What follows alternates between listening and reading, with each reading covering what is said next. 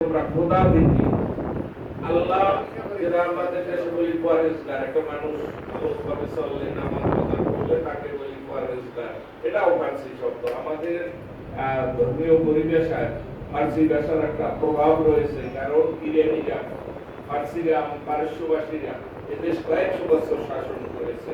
একসময় এদেশের রাজভাষাও ছিল, যেটা সরকারি ভাষা বলি ফার্সি, অনেকদিন 200-300 বছর বা তারও কিছু বেশি। এই জন্য ফার্সির একটা প্রভাব বিশেষ করে আমাদের ইসলামিক পরিবেশে ধর্মীয় পরিবেশে রয়েছে। তো এর থেকে আমরা বুঝলাম যে অন্যান্য সব জাতি ছিল, এখনো এই যে বললাম বৌদ্ধ, হিন্দু, খ্রিস্টান, ইহুদি কোনো না কোনো ভাবে ফাস্টিং করে, অর্থাৎ সিয়াম পালন করে।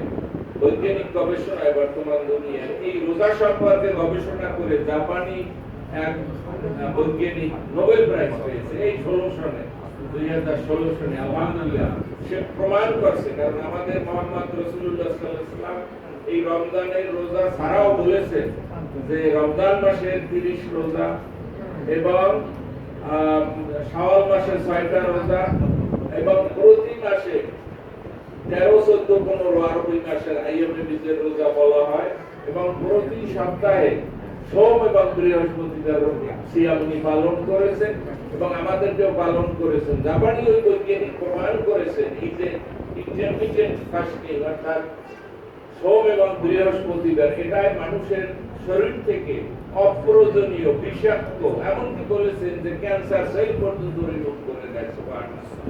এটা একজন অমুসলিম বৈজ্ঞানিকের গবেষণায় প্রমাণিত, এবং এগুলো আমরা জানি যে রোজায় আল্লাহর কাছে আমরা নেকি পাবো, এটা তো রয়েছে যে আল্লাহ এর প্রতিদান দেবেন, অসংখ্য যাজা দেবেন। বিভিন্ন ভাবে আপনারা হয়তো জানেন যে আল্লাহ রাসূল সাল্লাল্লাহু আলাইহি ওয়াসাল্লাম বলেছেন রমজানে একটা নফল ইবাদত করলে অন্য সময়ের একটা ফরজ ইবাদতের সমান সব।